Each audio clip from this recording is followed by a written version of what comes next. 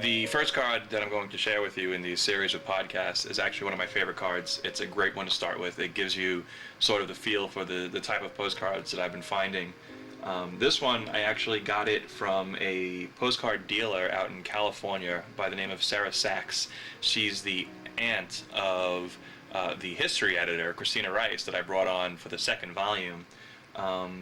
Sarah sends me a bunch of postcards. I pick out the ones I want and send her back the ones I don't with a check, basically, is the way we work it out. I needed to get a whole bunch of California-based postcards, so it's usually better to deal with a California dealer, and this is a lot cheaper than flying out there.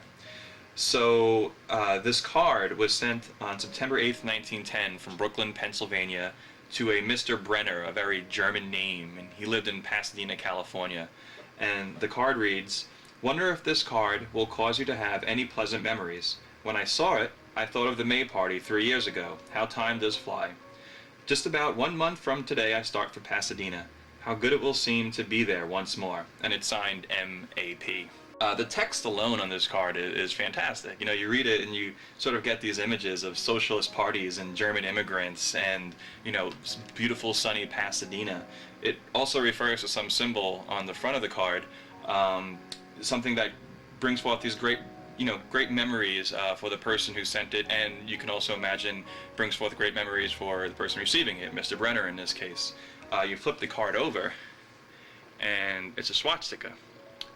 The swastika was, once a symbol of, good fortune and good luck.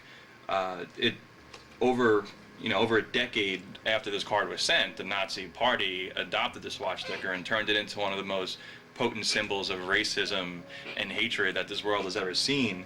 But still, back in 1910, when this German man, Mr. Brenner, received this postcard, it's something that was supposed to inspire these great memories within him. And you kind of have to wonder if 30, 40 years later, if Mr. Brenner still feels the same way when he looks at this postcard. When I read this card, I know what I see.